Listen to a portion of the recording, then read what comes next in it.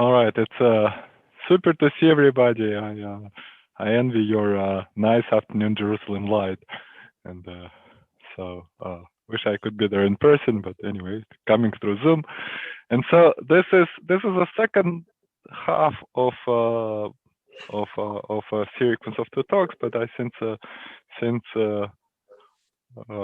no, to make it, I think more pedagogical, I decided to start from a different end and then to connect to what we discussed in the first half at the end. And so we'll start with very 25 cents worth of quantum or statistical field theory. And field theory is when, I apologize for the simple English here, is where you have some stuff and it has a spatial and temporal extent and it fluctuates in space and time, kind of like the thing you see behind me. Or maybe my favorite example is you can take a random surface in 3 space. A surface will be made of the sides of a very small unit cube, and then you can make the surface fluctuate by adding these little cubes or removing these cubes, and so that'll be an example of some fluctuating system, both space and time. And of particular importance are vacuum states. So maybe a vacuum. So what's a vacuum? Something like that. So a vacuum is a state which it can exist in infinite space and for infinite times. I mean, somehow nothing. It exists in there are very few things like this in life, but you can contemplate mathematical definition. And we'll for this particular instance, we'll talk about more mathematical definition in a second. So it's a state that again is a steady state that exists in infinite space, infinite time. But very few things in life are really infinite. And so if you have a finite physical system, such as maybe you have a very small, maybe atomic scale, this cube, but then room size, and you have a room size reservoir in which this random surface lives. Then what you would observe is that any small piece of that surface, so if I were to select some piece of that surface, which is much larger than the atomic scale, and yet much smaller than the room scale, from the perspective of this piece, I'm already in an infinite space. However, that vacuum, which is the steady state that exists in this particular place in my picture, that varies. So what I have here is I have a modulated vacuum.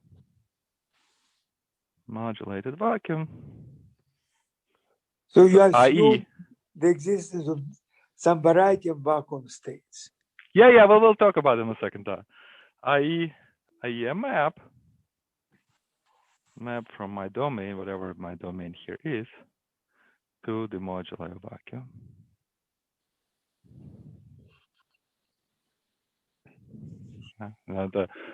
And what are the moduli of vacuum in this particular instance? Well, here we can give a very mathematical definition of what this thing is.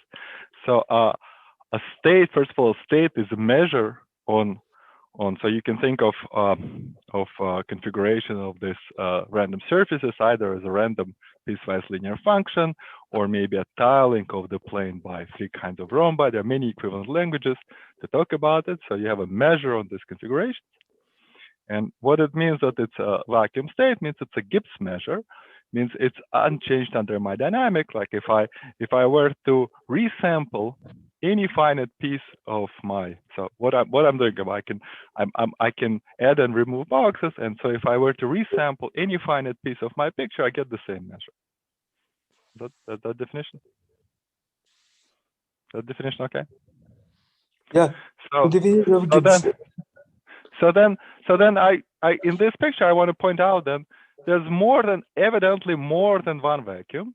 Namely, if I were to suppose suppose I cut out a piece of my picture, and now I want to fill it in back, resample, resample given the boundary conditions. Then one quick observation is that the total number of tiles of each color is fixed for me, right? Because it's very easy to convince yourself if you want to add or remove the box, that means you permute 3 tiles of 3 different colors, so the total number of them is preserved. And therefore, if I have a certain density of tiles of each of 3 colors, that will be fixed. So there's a conservation law. So there's at least a triangle mini of vacuum states. So you have 3 numbers, the density of 3 kinds of tile, they have to add to 1, so it's a triangle. There's at least a triangle worth of vacuum states. And in fact, it's a theorem, a very hard theorem. It's only recently completed by Agarwal. That in fact that is the description of vacuum states in this situation. But one can imagine, so very general problem is that generally we study kind of moduli. So if we want to take low energy description of a very large system,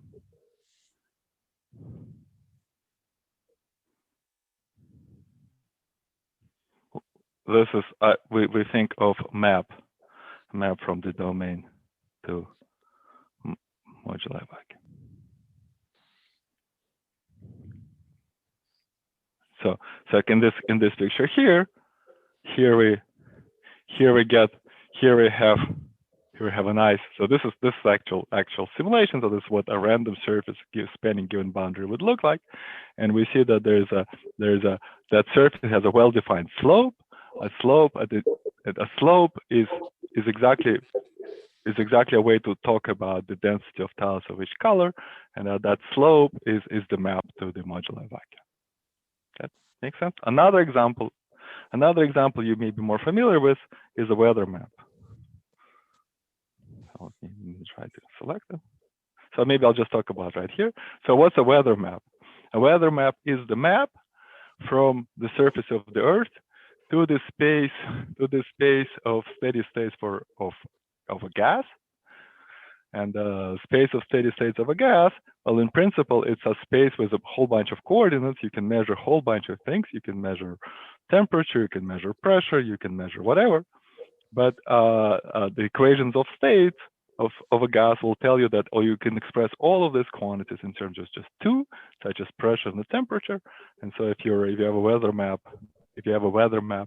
that depicts this pressure, the temperature as varying over the Earth, that is an example of a map. This is an example of a modulated vacuum. This is an example of a map from the space of my physical system to the modular vacuum. Okay. So now, what would that modular vacuum would look like? So there's of course, this, as I said, this is for any given system. This is a very, generally speaking, very complicated thing to study. But one can imagine so that the moduli that abstract, and there are many theorems to that effect. So then if you take this moduli of vacuum, well, how can I describe it? Well, you can think, well, what's it going to be? So if I were to describe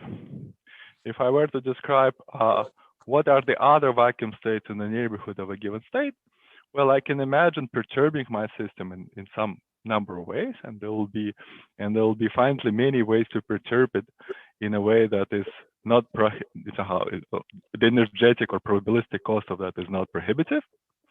And then on this variety, there will be some function, something like called different things, called free energy, called other things. And when people try to describe field theories by a functional integral, they typically assume a certain form of a function.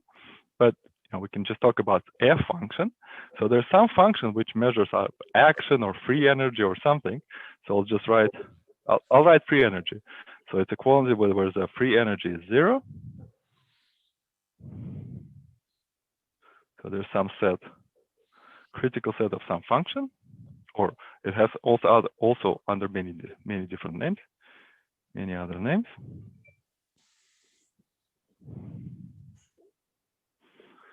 And then, but then in this description, there could be some kind of gauge transformation that don't change your physical system, and so you may have to mod out by gauge group. Gauge equivalences.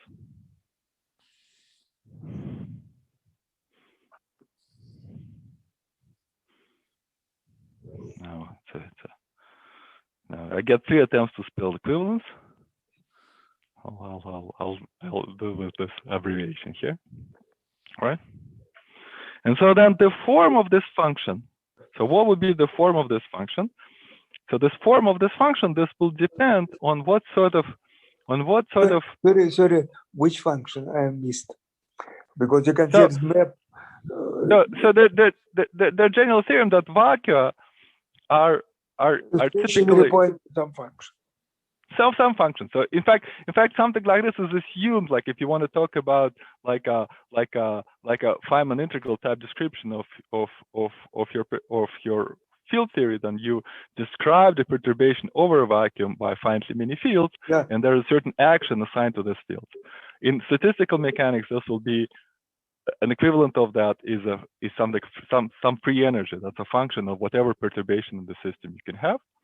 And then a vacuum has to minimize that free energy. So it's a critical set of some function. And then you might have some gauge equivalence in the system, so you mod out by that. So this is the actual, so there are 2 parts of the statement. There are actual theorems to that effect in specific situations. And there's also just a philosophy as to what this could in principle look like. And so this is, we're right now on the philosophy part of this discussion. And so this is a function, and what this function should look like. So the form of the function,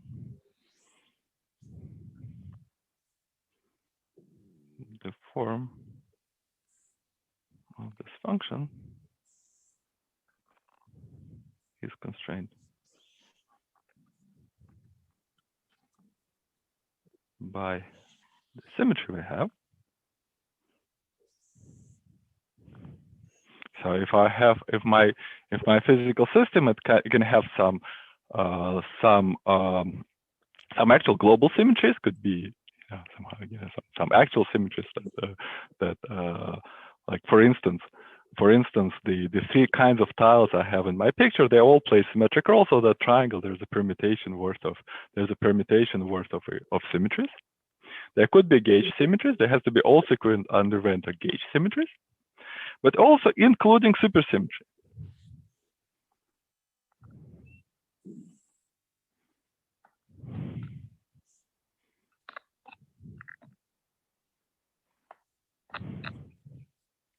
Sorry, supersymmetry.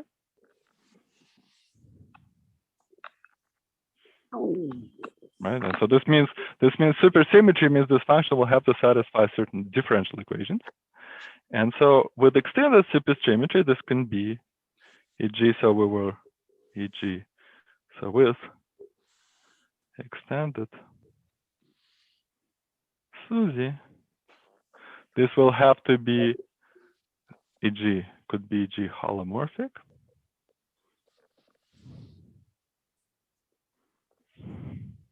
So this could be the case that there's a complex structure, and then you have in fact the function has to be holomorphic. Or even so, we will be real ambitious. For us, we will take the maximal possible amounts of supersymmetry in 3 dimensions.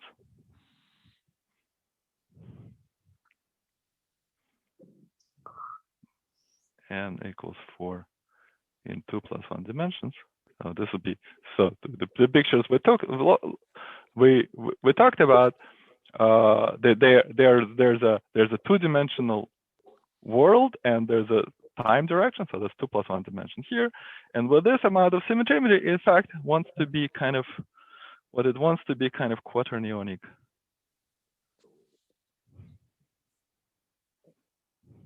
Holomorphic. Now, of course, you will say there's no such functions, and I will agree with you. But there is an example of a function which is kind of like that, and that is, so then if I have, so there's an example of a function that is like that, and that's basically the only example known to me. So I'd be very happy to hear more. And so the only example is if I have a compact group, K compact group,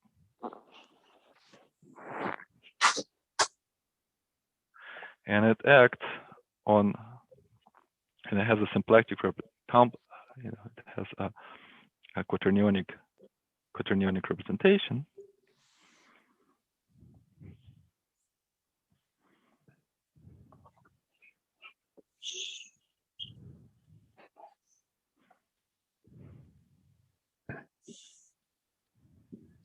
Complex. I mean, it's complex and or equivalently, let's say complex symplectic.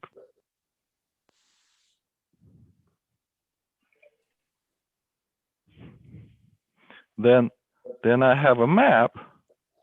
Then there is a quaternionic moment map from V to 3 copies of the Lie algebra of K.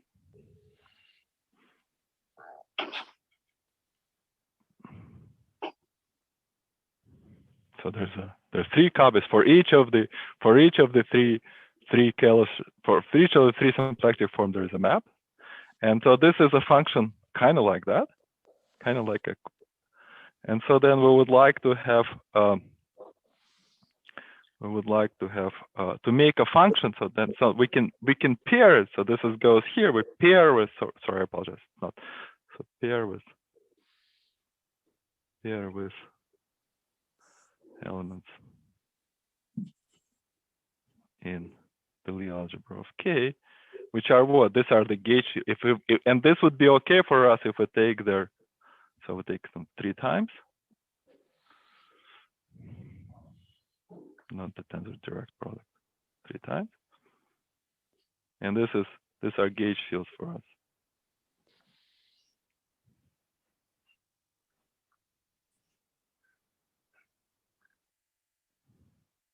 And they're super partners. Then we get the function, and that is the function we would like to consider. And so then in this sense, the vacua would be well, you take the critical locus. Well, you pair it with a linear function, then the critical locus is going to be, so means this moment map will be equal to 0. And you mod out by the gauge symmetries like that. Since it's you can also say by kind of well-known equivalences in the business, you can take the complex part of that and equate to 0, and then instead take the GIT quotient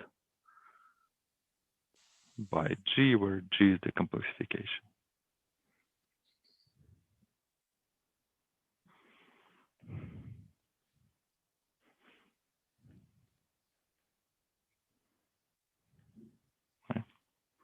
So again, to review the logic, we decided that we want, with lots and lots of supersymmetry, we will have to have a very, very special function. There are very few functions like this, and here this is more or less the only example. I mean, the only example known to me. I'll be happy to be educated. But so we will be interested in a situation where the moduli spaces, maybe call it X.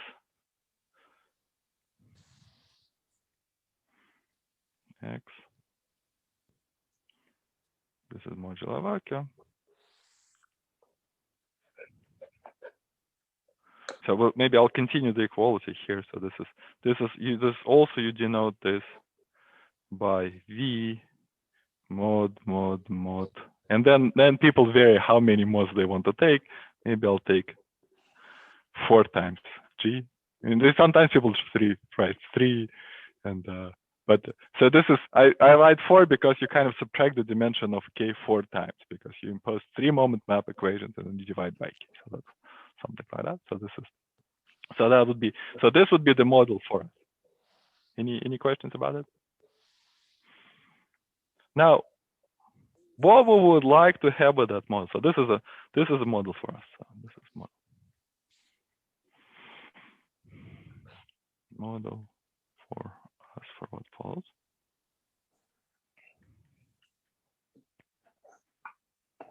Where this is, I remind you, this is, so since already G is already a complex group, this is a symplectic representation of G.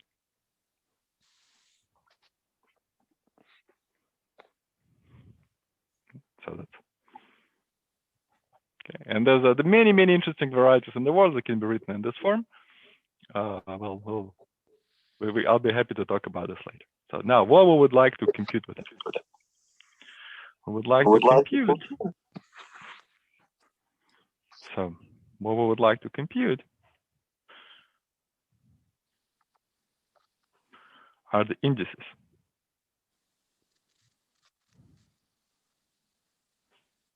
So what's, how am I supposed to think about it? So I have, suppose I have some domain. I'll try it better. Try to make a better effort to draw a domain in the plane. So some domain, and then I could have some also, cut out something like that.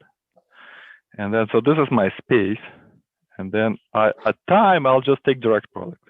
So let's see if I know, I have the same issue that I already had last time. I don't know why I'm having this. Wants to math, so I apologize. So okay, so for some reason at some point it's no longer wants to copy. So it's time I take direct product, something like that. I'm not going to draw the domain again one more time. So, but I hope you can imagine what it might look like. Try one more time. I don't know why is that the case. For some reason, it was copying earlier. Well, I guess we all have to deal with some adversity at some point. I mean, let this be let's hope this is the maximal amount of adversity that we have in this talk. So then we have, so if our space time is a product, something in space and in time, then we can talk about evolution operator, right? So maybe this is time, this is the error of time. Slightly unconventional, I put it vertical, so this is time t, and then we could talk about evolution operator.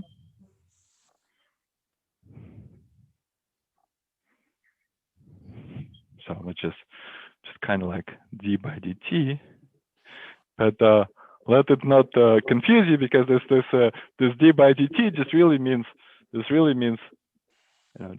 transfer. If I were in microscopic situation with these things with like the random tiles, really very complicated transfer metrics, and many other things, some complicated things. And then supersymmetry means that this d by dt, the translation in time, that's a square of some other operator, which was translation some super direction. So it's a Dirac operator square. So where this is, you should think of this as sort of Laplacian. I mean, the evolution in time is like a Laplacian in quantum mechanics, and for infinite dimensional here, of course, because we have some, there's all these fluctuations happening here. So I'll try to draw these fluctuations. Well, I'll just draw kind of schematical. There's some fluctuations here, and so then this is, it's very difficult to know what the eigenvalues of this operator are, but it is meaningful to ask about the index of this operator. Is index what we want to know, right? So this is, if I have some, again, I want my space time to be a product, then I'd like, with enough supersymmetry, then this time translation would be a square of some other operator, and that other operator, I can ask about the index of that operator. right? And that's some information about the zero eigenvalues of my evolution operator, but not even the zero eigenvalues, but rather the difference between the odd and the even zero eigenvalues of my evolution operator. So I would like to compute that index. And of course, the beauty of the index is this: we can compute this is scale invariant.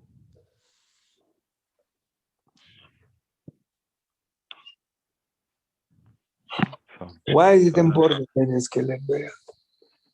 Well, because in principle, the actual spectrum that depends on. So for instance, if I take the mesh of half the size, then there will be the actual eigenvalue of transfer matrix will be different from what I had before. But I can imagine that the index, well, of course, this is like direct. This is not exactly continuous transformation. Take the mesh of half the size, but you can imagine that at least well, anyway, in the limit there's some metric, and the actual eigenvalues depend on the metric, but the index is independent on the metric because the index is so scale invariant. So we can compute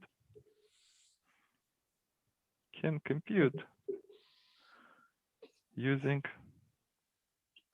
the description. So maybe this is my domain here. Description.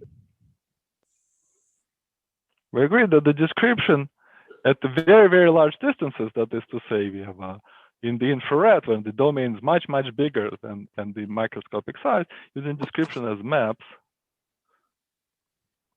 to vacua.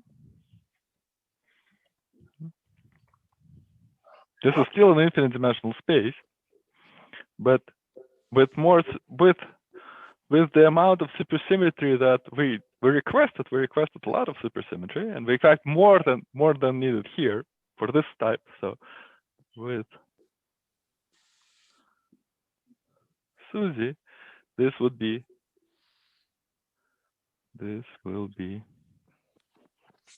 holomorphic.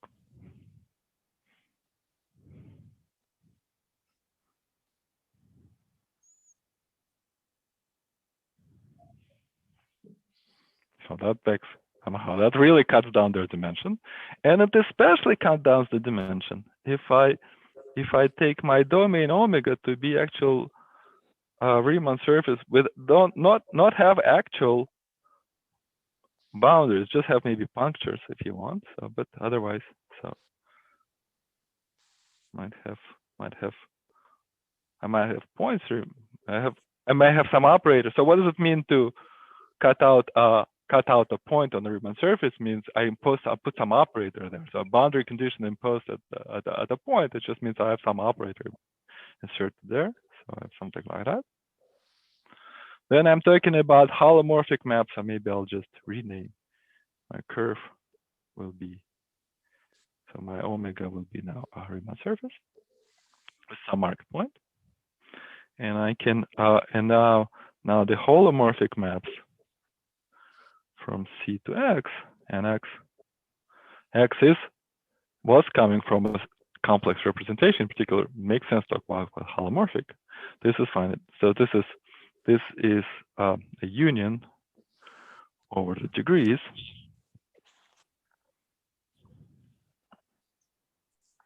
The map can have different degrees, but this is a finite dimension. That's right. So just let me try to understand. You consider a priori some kind of functional integral, and then if you have enough supersymmetry, you prove that it's reduced to stationary phase computation. Okay. And so then this is we're talking about some. First to start with a formal computation of some index of some Dirac operator, and then we said, so it's formal in some infinite dimensional. But then we show that in fact that index localizes to a union of finite dimensional manifolds, namely to holomorphic maps. And then these are holomorphic maps is not really finite dimensional, but if it's a union of finite dimensional things. right? And so then this means if I want to compute the index, so the degree is graded by what degree is an element. It's the image. Let me call it F. Degree, it's called that's the image of the fundamental class of C inside H lower 2 of XZ. I have to display. I have to explain what this is, but it's okay. There's a well-defined notion of that. And so then I would like to. So then we can say that then if we can, these are kind of different kind of topological. People are very fond of topological things. So it's kind of topological sectors, if you want. Something. Different topology, because we're going to do different topology of the map, and so then we can talk about index as sum over all these degrees, maybe some variables z to the degree, some multi-index times the index already on, index computed on each finite dimensional piece. And that each finite dimensional piece, that's an index of some operator, and this is a representation of the group of symmetries of automorphisms of X. Well, the automorphisms of X, we can take, it's enough to take the normalizer of G in this representation divided by G, sort of thing. So if I have some representation, we'll have some normalizer. So that's the kind of thing they want to compute.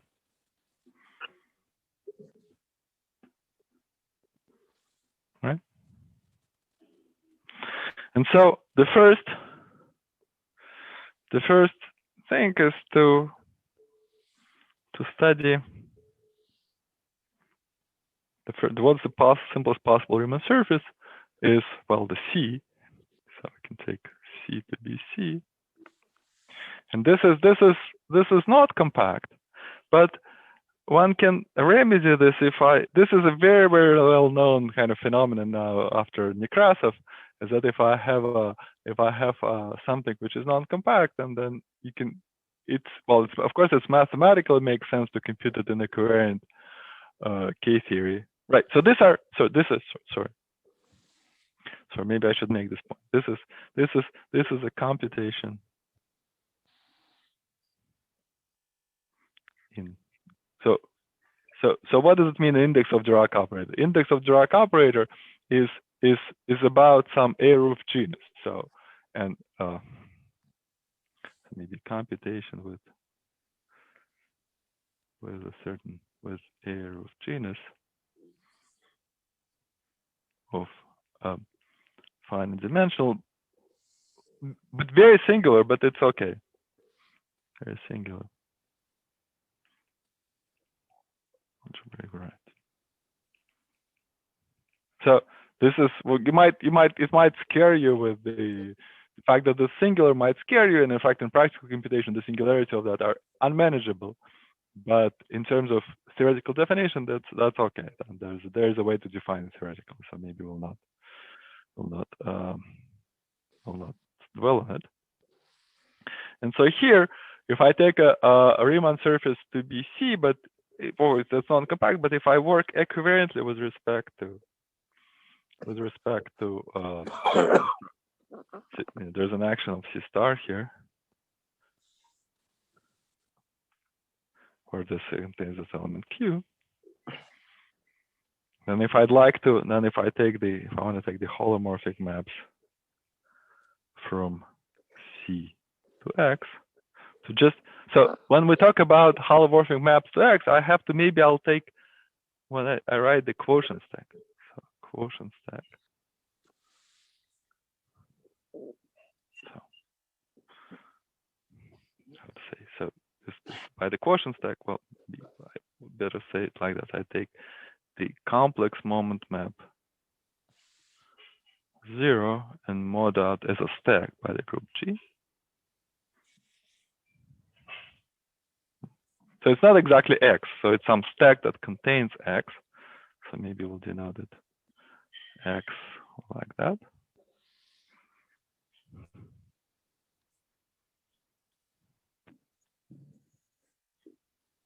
This is that, and then X is some open locus here. Stable. Stable, yeah, the stable part, exactly. So this is this is if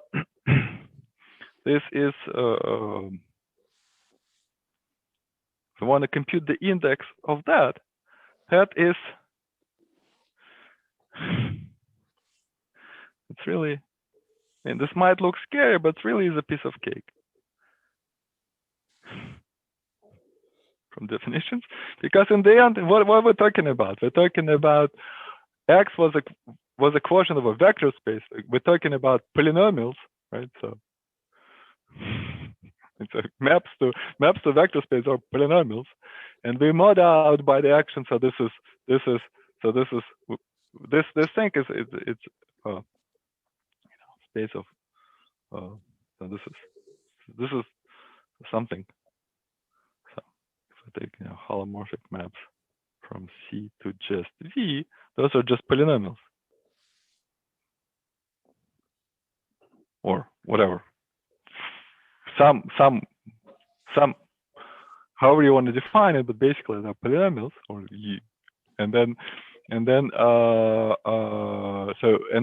you pose the moment map equation, which are okay. We understand how to impose those, and then we mod out by the G equivalence, which is also clear to that. And then what the result of that is that the index here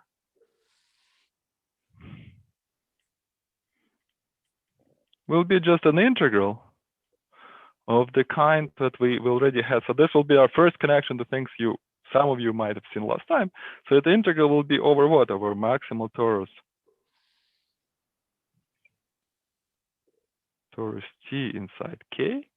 And this comes from the fact that there's when we take the quotient by G, then in the end you want to compute some index on the quotient by G. In the end you'll have to compute K invariance or G invariance. It's the same thing, and compute K invariance or G invariance. This you can do by Weil integration formula, and this is where that integral comes from. This comes from the integral over K by Weil integration formula. And then what you'll be integrating is the ratios of gamma functions, where this comes from. The entries in this Q gamma function come from the weights in V and the roots of G. Right. So we already discussed last time that we take I remind you what the Q gamma function of X. This is 1 minus X, 1 minus QX, 1 minus Q square X, and so forth. Then so this looks like the character. This is the character of space of polynomials. So is maps. So these are maps from C to C, where there's an action. There's an action here by Q, and there's an action here by X inverse. So if I have a map from line to line, and I consider the character on that action of a group group 2 tori, one scales the domain and one scales one scales the range and one scales the domain, then what will be the difference? All the monomials will have the same weight in X, but they will have different weights in Q, and this will be this character. So that makes sense. So this is kind of an obvious computation. But a very non-obvious observation, and this is maybe started, in some sense, started this whole subject. This is back around 2007, Nekrasov and Shitashvili.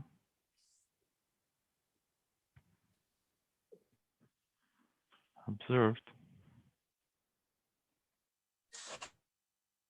that critical points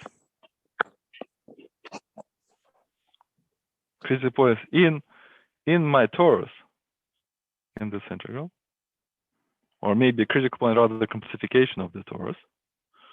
So in the complexification, so you have some integral over torus, means you integrate a holomorphic function over some half-dimensional cycle. But so then you think you're going to compute this integral by then you have to move to some critical points. In this integral are the this integral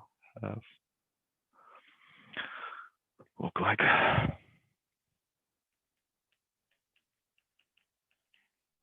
the beta equation.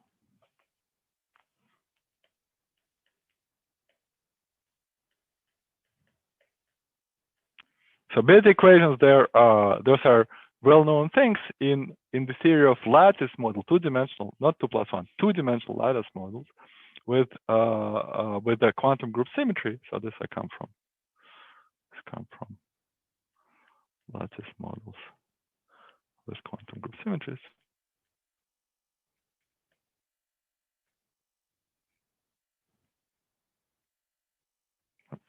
I'd rather not explain what this is, but many of you are pretty much familiar.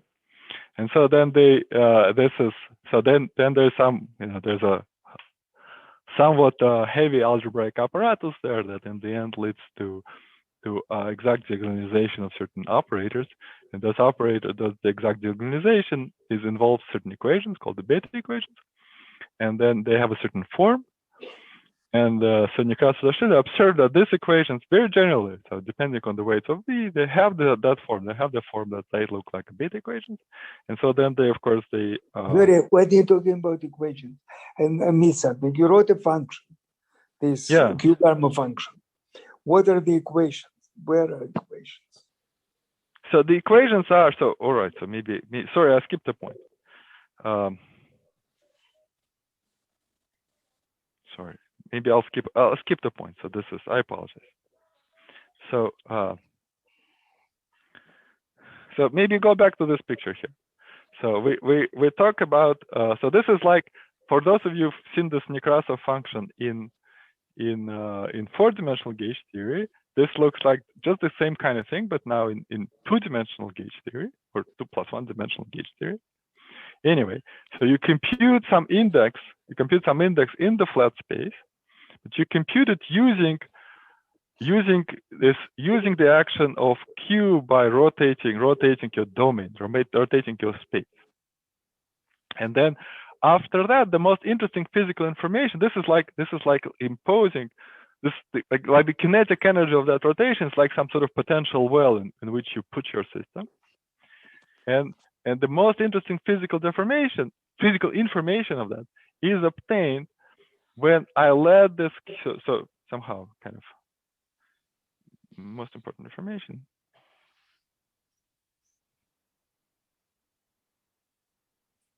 Most important info here happens when I remove that action, is when Q goes to 1, right?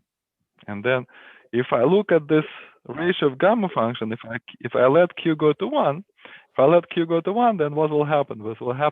This will be some exponentially large term in the integral, and then and therefore I would be interested to know what are the critical points of that exponential large term. The critical points of that exponential large term are some subscheme in the complexification of my torus. Right, so which is you can write down explicitly. It's not so complicated. It's a little exercise in analysis to write out the asymptotics, the Q to 1 asymptotics of Q gamma function can be done. It's an exercise in Euler-Maclaurin formula. You can do it. And so then you get some, so the critical points, so maybe I'll write, so you get the, so what you get the integral of the form. So the integral, there will be exponential of 1 over log q, some function of maybe x, where x, here we integrate over x in t, and some other variables. Right? And so then you ask for critical points of this. So this equation. That equation, that's the bit equation. Thanks. And so then they of course they conjecture that in fact not just this fact, but the whole theory of quantum group has some generalization to the second hand. So this is which is what we've since proven, but so expect so the whole theory. So in fact,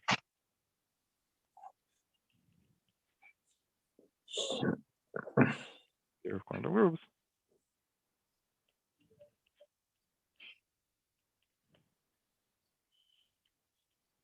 has a generalization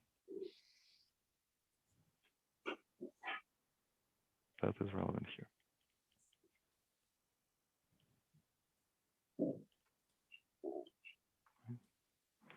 So this is, maybe I'll say a few words about it near the end of the talk.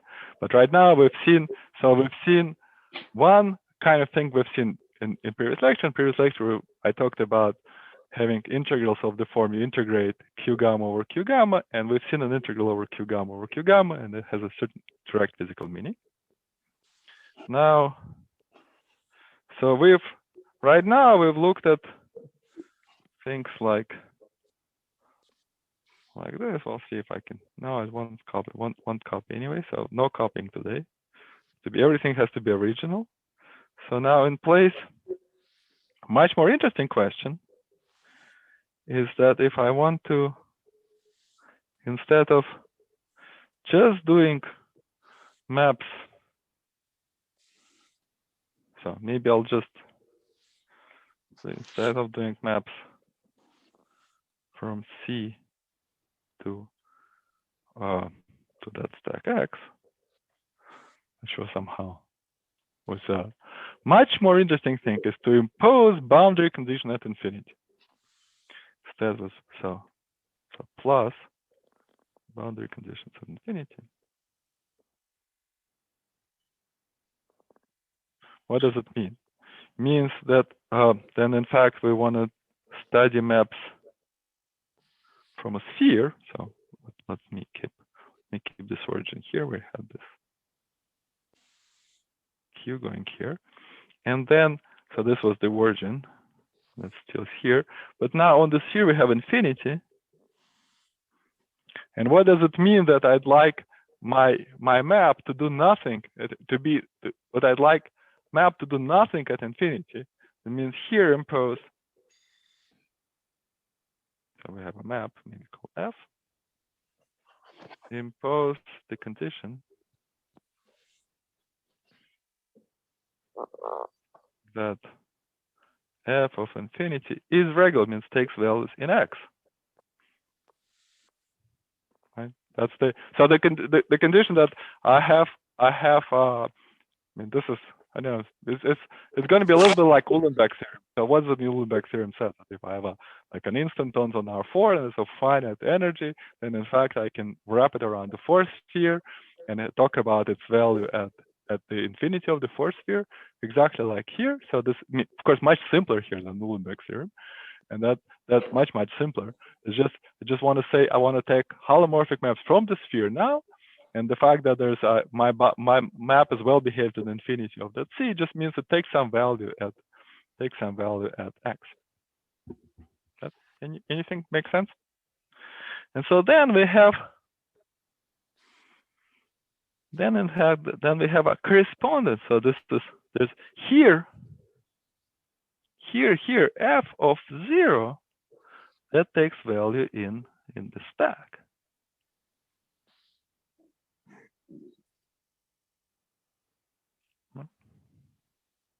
So integration over all maps here. This is, so if I integrate or compute the index. Well, let me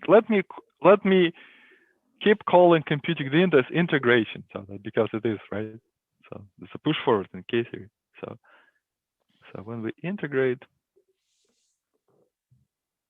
over all maps,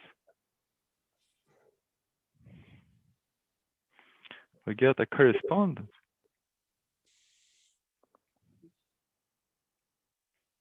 between X, which is the stable locus, and the ambient stack.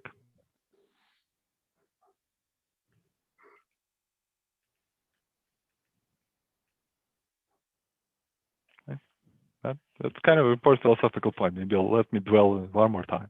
So I study maps from the Riemann sphere with 0 and infinity mark, and I insist that infinity is there's nothing singular happening at infinity. Infinity is the stable point that evaluates to X, and then at the origin it can go anything can go wrong. So I don't care. So then it evaluates to the quotient stack. And so now I'm going to integrate over all these maps. So I'm going to get a correspondence between them. So in other words, I'm saying there'll be a map from equivalent K-theory of X. So this is a correspondence between the two K-theories I have. I compute in K-theory. I compute in K-theory of maps. So it's going to get the correspondence between two K-theories. So I'll give you the map from equivalent K-theory of the stack, and then I join these degree variables.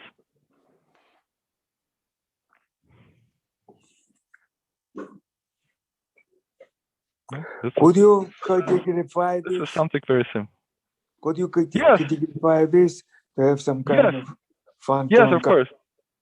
It is something very simple. So this is just functions. These are just functions on the normalizer, of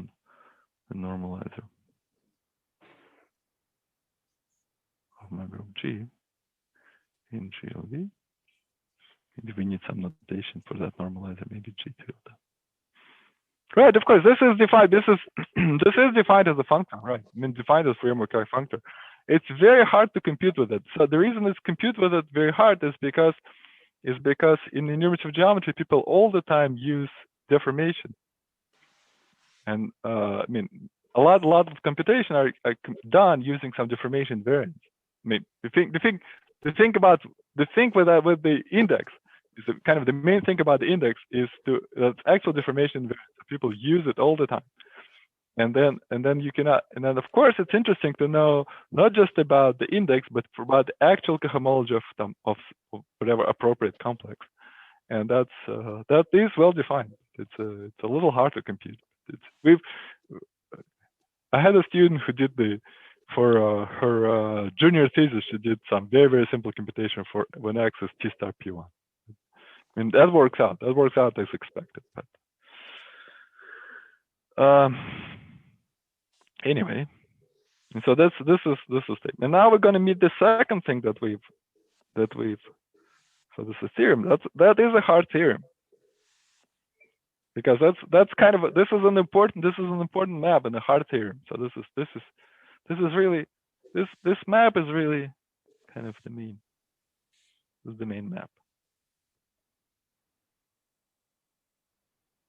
In an image. K-theory of map stacks.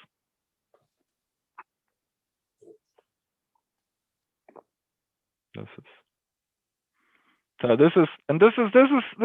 very interesting thing, because as X I can realize tons of very interesting varieties, like there are Hilbert schemes of points and other things. I mean, really interesting varieties, and that's kind of the main map associated with all of that variety. And so the theorem says that this is with appropriate factor, with appropriate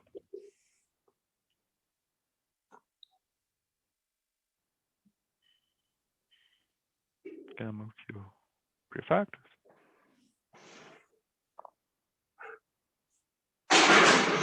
This is the elliptic interpolation.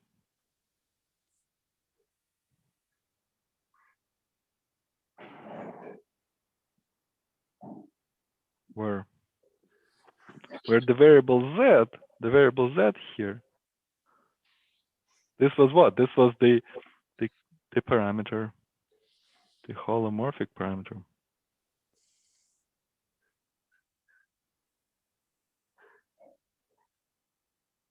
Of the line bundle to be interpolated.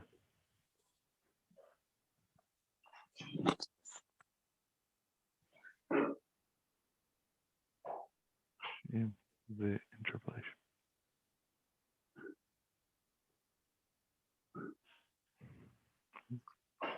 So this is I remind you what it was. What was last time? Because last time we had a setup where had some ambient space.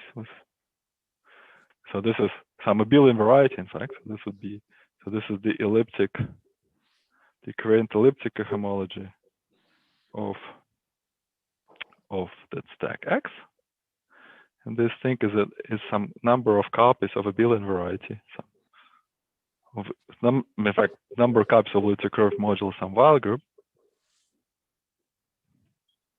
So basically an abelian variety. You can lift everything to the quotient by the Weyl group if you want. And inside here, there was a thing which looked like arrangement of hyperplanes, something like that. That's the elliptic equivalent elliptic homology of space itself. So X is open in the stack, but for the elliptic homology is the opposite. The spectrum of homology of X is closed in the homology of the ambient stack. And so it's a question of interpolating. There's some sections we would like to reconstruct a section of a line bundle from its restriction to here. So from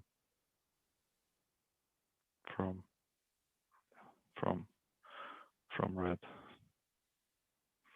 to ambient space. And we interpolate the section of a line bundle that has a line bundle on the abelian variety have a variable. And so that's they have a variable coming from, well, the line bundles on the abelian variety depend on variable. And that variable is Z. On elliptic curve. Yeah, on the elliptic curve, exactly. Yeah, on the bunch of yeah. The number of Z.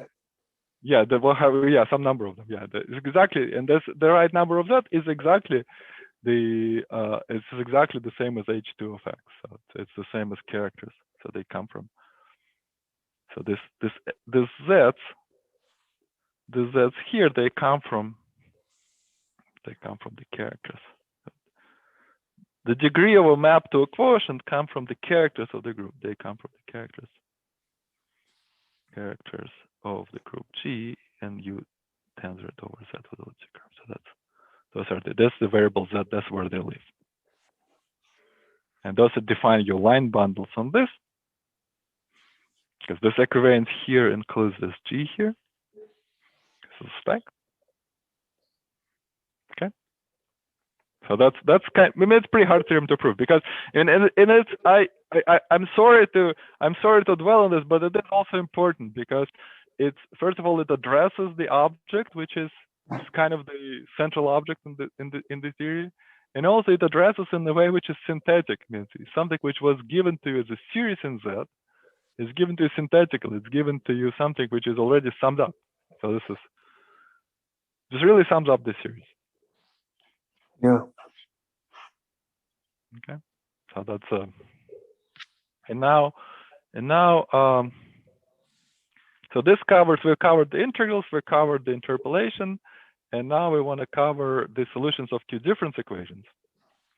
And if there are no questions about what I said so far, I'll talk about solutions of Q-difference equations.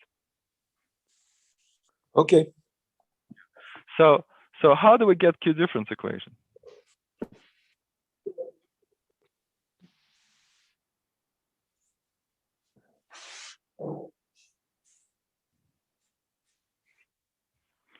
So then for this we will need to consider yet another geometry. And so when we take, so remember we had this picture. We had a point 0 and a point infinity. We had our action Q, and this guy was going to X, where this guy was going to the stack. And we don't like that. We would like the evaluation, this evaluation point also to go to X. And how this is, so this is we don't like. So maybe I would like to avoid this situation. And in algebraic geometry, how do you avoid unpleasant situation? Well, you avoid it by a stable reduction, which is another way, a polite way of saying that you just blow up whatever you don't like. So that's so whenever you have some situation which you don't like, you just, you have some situation in moduli and something forming which it's not to your liking, you just blow up that locus. So what will happen? So this means by stable reduction, instead we'll be just, if I have, so in other words, so maybe there's some points. These are unstable points. These are points such this the corresponding. If I take the preimage of the unstable locus, there'll be some points. Since infinity goes to the stable locus and the stable locus is open, then the preimage of the unstable locus will be finitely many points. And I'd like these points to avoid my point 0. So then that means anytime this unstable point hits 0, I blow up. And so this means I'm gonna have like a sausage link of domains. And then this is my mother domain here. Then my point 0 escapes here. Then this is, this is all the singularities that we're chasing it are here. And then here's the infinity. So this is like the OPE. If there's some, so this is what's an OPE? An OPE, if I have 2 points on my in my space and they come together, I replace them by a new operator. So this is like this guy here. What I have to insert here is like the OPE of the two things I had of these two things here.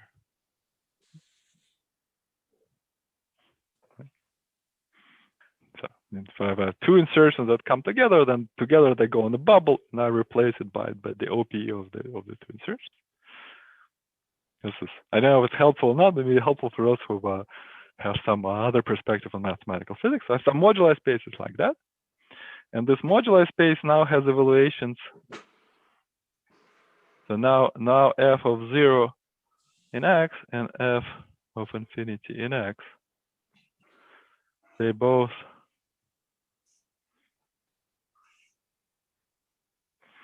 evaluate to X. So I get, so index, now I can write index in this geometry, I can write as a map from K-theory of X to K-theory of X, again, equivariant enjoyment variable Z. And again, the fundamental fact theorem, which has 2 parts. So there's one part. Part 1 says this is a fundamental solution.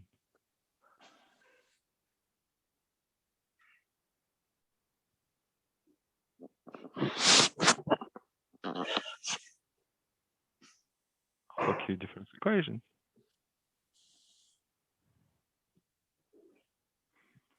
In all variables, in fact,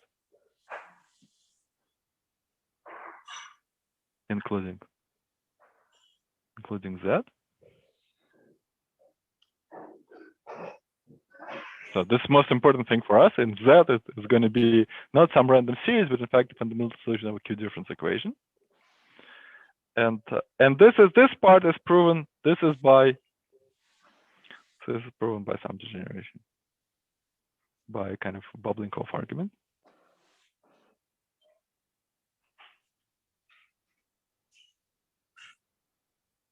This thing is cheap. This says if I have something that already bubbles, then I can, I can take some kind of more bubbles, and this is not a hard thing to this part. What is harder, much harder, is the second part. Is that this difference equations, or I should these maybe, because it's in a bunch of equations, a bunch of variables. These difference equations.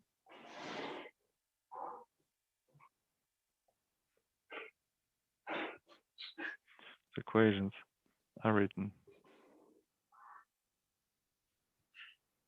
using certain versions, certain things, certain maybe, I don't know, some generalization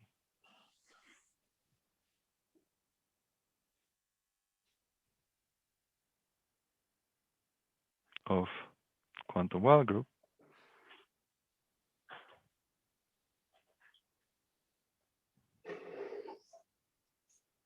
And so what are they? So this quantum Weyl group is some algebraic structure there that generalizes, whatever Hecke algebras and so forth, has to do with people in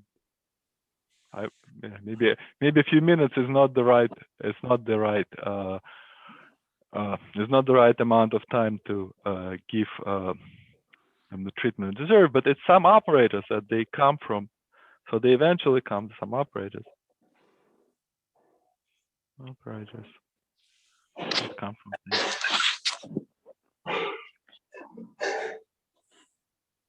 things like this. So you have the, say, K-theory of X. So then you interpolate. There's some interpolation map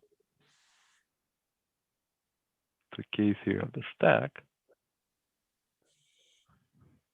Sorry, this is not how I was writing the stack. It was something like that. And then, what you can do is you can take restrict to the K-theory of a different X, maybe X prime. This is a different stability. So this is stable, and this is different stability.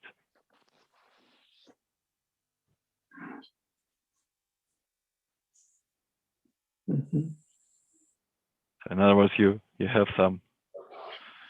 So those must stack. In its sitting was the cohomology of a stable locus, but there is a different stable locus which has different cohomology, sitting in some different way. And so then you have an operator from one to another, which is takes a function on the green thing, interpolate. So you have a function on the green thing, you interpolate, go to the whole thing, and then you restrict to the red thing. This sort of thing, this sort of operation, this kind of wall crossing things, they define you a quantum group-like object, and that quantum group-like object is determines that Q-difference equation, and then the end result is that then the solution. So using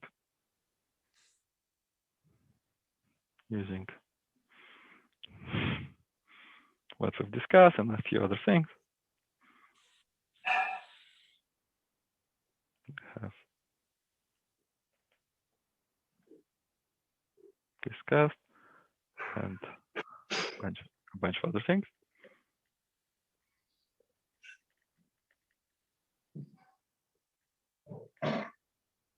Then we can write the fundamental solution, this integral, So I think I'm not going to be able to copy it again. So maybe I'll write just draw a picture. So again, so there was this bubble. So it was 0 and infinity. And then, so this means this was the corresponding count was giving us the fundamental solution.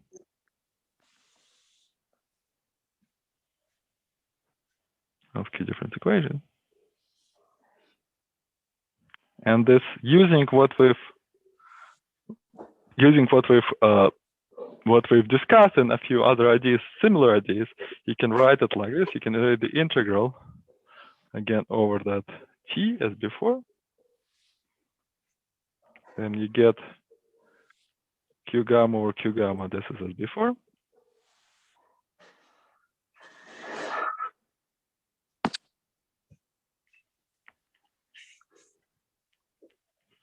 Now the contribution from infinity, there's some here at infinity. We would like maybe put some class, I don't know, beta in K-theory class. So it's an operator. So this is an operator. We'd like to compute its matrix element.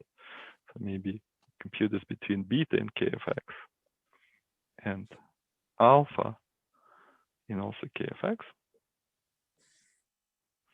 And so what do? You take in this integral, you put the elliptic interpolation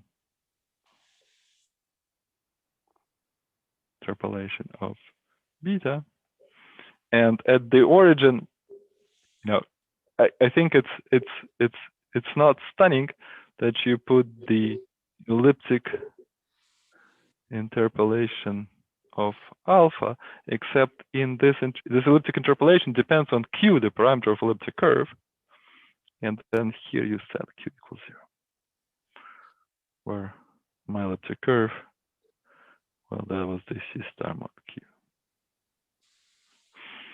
So that's how you solve this Q-difference equation, and that you put 0 and not 1. 0. You can also just 0, yeah, because it's I mean, here you kind of shrink everything to the origin, right? I mean, it makes sense if you think about it. It's sort of everything has to be shrunk to the origin, and that is Q equals 0. And that is a formula that generalizes tons and tons of things in the theory of quantum groups. People were looking for this sort of solutions in many situations, and that's a pretty general formula that solves all these equations. I think I have 1 minute left, but maybe I'll devote that minute to answering questions.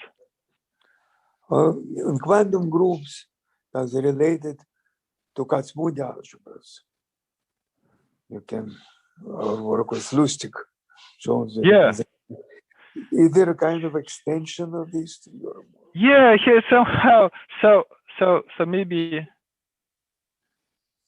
So in CFT, there are 2 roads, and that's as you mentioned.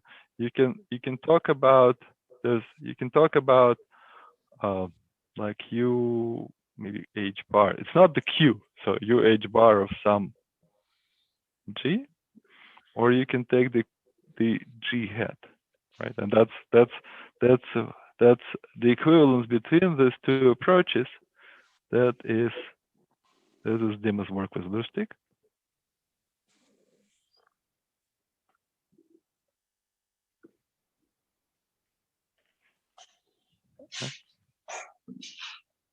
So that's but here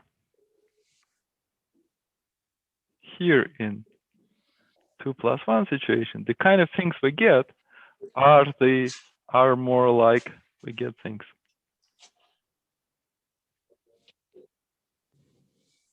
like U H bar G loop hat, that sort of thing.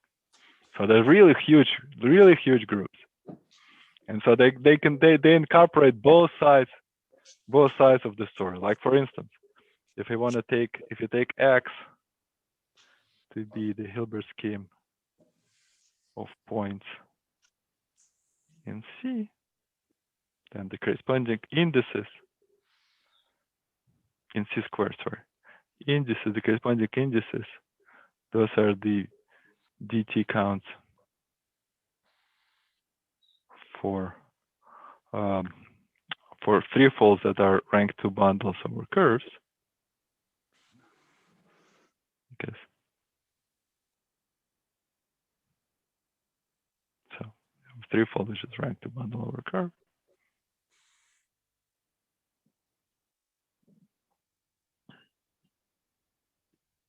Over C. So because what does it mean to have a map to the Hilbert scheme of points? It's like having some kind of scheme that that sits. So if you have a bundle into, you have a map to the Hilbert scheme of points, that means you can represent it by a scheme that sits in some fibration with C2 being a fiber over your base. So this is, we have a map from the base curve C to the Hilbert scheme of points. It means you have a scheme in some threefold. And so these are computed. Computed using the group UH bar GL1 hat. And if instead of C I replace that C by an AD surface, and of course I'm going to get UH bar of GL, well, the corresponding somehow G group, G hat.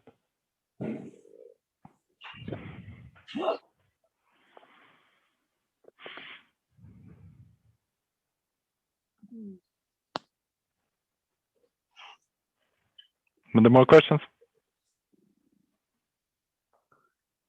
Okay, thank you very much.